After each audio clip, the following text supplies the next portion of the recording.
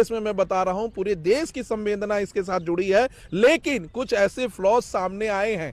पहला मैं बताना चाहता हूं कि ऑनरेबल ट्रायल कोर्ट ने जो कि यह माना है कि इसको पॉक्सो के अंतर्गत सजा दी गई है, यह पॉक्सो का केस बनता ही नहीं है। डीएनए की रिपोर्ट एम्स दिल्ली की रिपोर्ट आ चुकी है, जिसमें ऑनरेबल एम्स दिल्ली का कहना है कि लड़की का जब बोन का जो डीएनए लिया गया उससे पाया गया कि ये 18 साल के ऊपर है। उसके पहले भी उन्नाव के मेडिकल कॉलेज का और आरएमएल लखनऊ का रिपोर्ट आया था, जिसमें यह माना गया था कि ये 18 साल के ऊपर है। उस पर दिल्ली हाई कोर्ट ने और 30 हजारी की कोर्ट ने कोई विश्वास नहीं किया। उसके बाद एम्स दिल्ली के पास भेजा गया। एम्स दिल्ली ने जब कहा कि नहीं ये लड़की मेजर है, माइनर नहीं है, तभी उस बात को माना गया है। और एम्स दिल्ली की बात को मानने के बाद जब ये पॉक्सो का केस बनता नहीं है, ऑनरेबल सुप्रीम कोर्ट ने युवा कुमार के केस में 2023 में जो डिसाइड किया गया है उसमें कह दिया है कि अगर 1 साल 2 साल का आगे पीछे गैप है तो उसमें माना जाएगा कि वो माइनर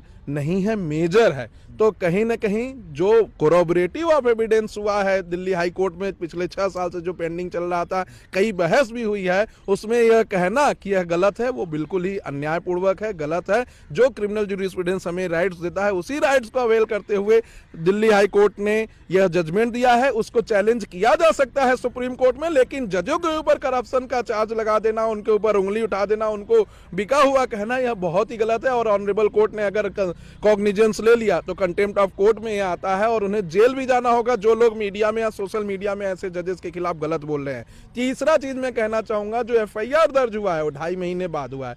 चौथा चीज मैं इसमें कहना चाहता हूं, सीडीआर रिपोर्ट जो निकाली गई है, उस सीडीआर रिपोर्ट में साफ साफ पाया गया है कि जो मेन एक्यूज्ड है वो जहां पे इंसिडेंट हुआ है उस इंसिडेंट से 14 किलोमीटर की दूरी पे हैं। तो कैसे यह पॉसिबल हो सकता है कि 14 किलोमीटर दूर से कोई व्यक्ति ऐसे कर दे।